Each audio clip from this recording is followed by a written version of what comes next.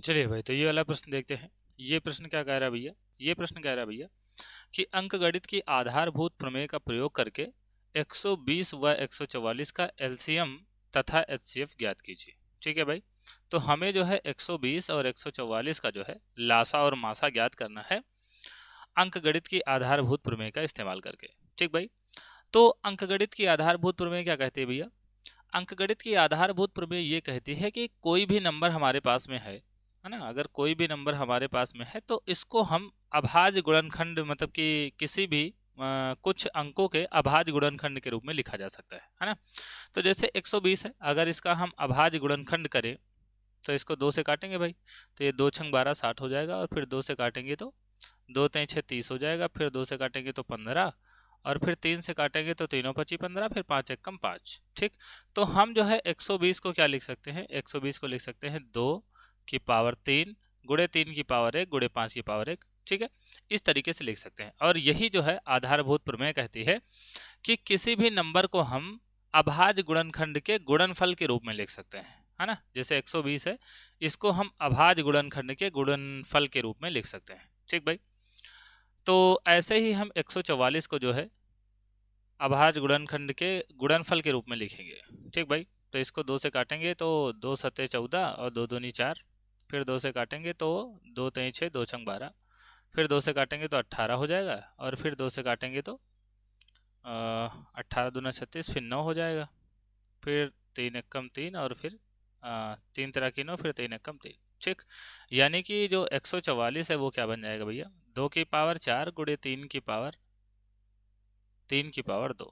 ठीक भाई, तो अब जरा इनका एलसीएम देखते हैं और एचसीएफ देखते हैं।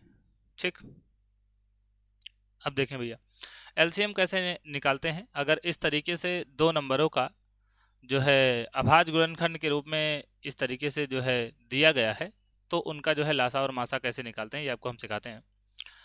अगर हमें लासा निकालना है ना, अगर हमें लासा निकालना है तो जहां से जितने भी नंबर दोनों संख्याओं को काट रहे हैं वो सब ले लीजिए। ठीक है, जैसे दोनों संख्याओं को 2 ने काटा है, 3 ने काटा है, 5 ने काटा है। ठीक, दोनों संख्याओं में कौन कौन से अभाज्य गुणनखंड गुणनफल आ रहे हैं, गुणनखंड कह लीजिए ना, अभाज्य गुणनखंड जो है आ रहे हैं। जैसे कि यहाँ पर जो है इसके अभाज्य गुणनखंड में 2 3 5 है। ठीक, और इसके अभाज्य गुणनखंड में 2 और 3 है। तो यहाँ से जितने भी नए नंबर मिल सकते हैं दोनों में सब ले लेना है ना।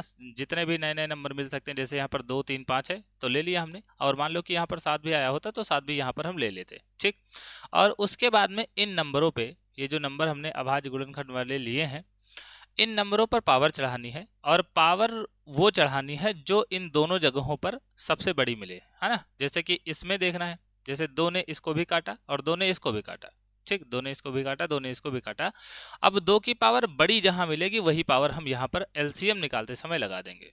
ठीक भाई, तो जैसे 2 ने यहाँ पर काटा है, 2 की पावर 3 है, और 2 ने यहाँ पर काटा है, 2 की पावर 4 है। इसका मतलब 2 ने इसको 4 बार काटा, 2 ने इसको 3 बार काटा, तो यहाँ पर हम पावर बड़ी वाली चढ़ाएंगे, 2 की पावर 4 हो जाएगा। ठीक भाई, उसके आने 3 की पावर देखें तो 3 की पावर यहाँ 1 है, 3 की पावर यहाँ 2 है, तो 2 चढ़ा देंगे क्योंकि एलसीएम में हम बड़ी पावर लेते हैं। ठीक, और 5 की पावर अगर देखें तो 5 यहाँ तो है ही नहीं, यहाँ पर 5 की पावर 1 है तो 1 चढ़ा देंगे इसकी पावर। ठीक भाई, ये इसका एलसीएम हो गया, अब 2 की पावर 4 का मतलब क्या होता है? 2 की पावर 4 का मतलब होता है 16, है ना, और 3 तरह की 9, और ये गुणे 5, तो ये कितना हो जाएगा? 16 पंचे 80 और 8 नवा 72, 720 हो जाएगा। ठीक, और अब अगर हम बात करें एचसीएफ की, तो एचसीएफ निकालते समय हम वो जो है अभाज्य गुणनखंड लेते हैं, इन दोनों में से ये जो अभाज्य गुणनखंड आए हैं यहाँ पर, मतलब कि जो अलग अलग अभाज्य संख्याएं हैं जिन्होंने इन दोनों नंबरों को काटा है, उनमें से वे संख्याएं लेती हैं जो दोनों को काट रहे हैं, है ना। वो संख्याएं हम लेते हैं जो दोनों को काट रहे हो। जैसे कि 2 ने इसको भी काटा, है ना, 2 ने इसको भी काटा, 2 ने इसको भी काटा, तो हम 2 को ले लेंगे। 3 ने इसको काटा, 3 ने इसको काटा, तो हम 3 को भी ले लेंगे। ठीक भाई, और 5 ने इसको काटा पर इसको नहीं काटा तो हम नहीं लेंगे। ठीक, मतलब कि वे अभाज्य संख्याएं जो दोनों ही संख्याओं को काट रही हो वही हम एचसीएफ में लेते हैं, नहीं तो नहीं लेते हैं। ठीक है, अगर 3 चीजें होती तो भी हम यही करते। वो सारी संख्याएं जो तीनों को काट रही होती, मतलब वो अभाज्य संख्याएं जो तीनों को काट रही होती, वही जो है एचसीएफ में आएंगी, बाकी सारी संख्याएं एचसीएफ में नहीं आएंगे। ठीक है, और एलसीएम में तो मैंने आपको बता ही दिया कि सारी की सारी संख्याएं आ जाती हैं। जितने भी अलग अलग संख्याएं 2 3 4 नंबर जितने के लिए भी हम लासा या मासा निकाल रहे हैं, अलग अलग नंबर जितने भी 2 3 4 संख्या को काटी होंगी, सब अलग अलग नंबर हमें एलसीएम में ले लेने हैं, और एचसीएफ में केवल वही नंबर लेने हैं जो सबको काटे हों। ठीक भाई, और उसके बाद में एचसीएफ में पावर छोटी चढ़ाते हैं, है ना। जैसे मैंने बताया कि एलसीएम में जैसे 2 है तो 2 जहां जहां मिला है सब जगह देखेंगे, जहां पर भी 2 की पावर सबसे बड़ी वाली होगी वही एलसीएम निकालते समय लगाएंगे। पर एचसीएफ में इसका उल्टा करते हैं, एचसीएफ में जहां से छोटी पावर मिलती है वो लगाते हैं। ठीक है, तो जैसे यहाँ 2 की पावर 4 है और यहाँ पर 2 की पावर 3 है, तो छोटी वाली पावर 2 की पावर 3 चढ़ाएंगे। ठीक भाई, और 3 की पावर यहाँ पर 1 है, 3 की पावर 2 है, तो 3 की पावर 1 चढ़ाएंगे। ठीक, अब 2 की पावर 3 क्या होता है, ये 8 होता है, और 3 की पावर 1 का मतलब 3 होता है, तो 8 त्रिक 24, यानी कि इसका एचसीएफ जो आ जाएगा 24 आ जाएगा। ठीक भाई, तो ये एकदम आसान सा प्रश्न था। यहाँ पर जो है हमने आधारभूत अंकगणित की आधारभूत प्रमेय का इस्तेमाल करके 120 और 144 का लासा और मासा आपको निकाल के दिखाया है। ठीक भाई, सबसे पहले तो आपको अभाज्य गुणनखंड के रूप में दोनों को जो है बदल लेना है, और यही आधारभूत प्रमेय कहती है कि भैया किसी भी संख्या को हम उसके अभाज्य गुणनखंड के गुणनफल के रूप में लिख सकते हैं। ठीक भाई, तो आशा है ये प्रश्न आपको समझ में आया होगा और ये वीडियो आपको पसंद आई होगी। अगर ये प्रश्न आपको समझ में आया है और अगर ये वीडियो आपको पसंद आई है और अगर आप चैनल पर नए हैं तो भाई चैनल को सब्सक्राइब करके जरूर जाएं। बाकी मिलते हैं किसी और प्रश्न के साथ में, तब तक के लिए धन्यवाद।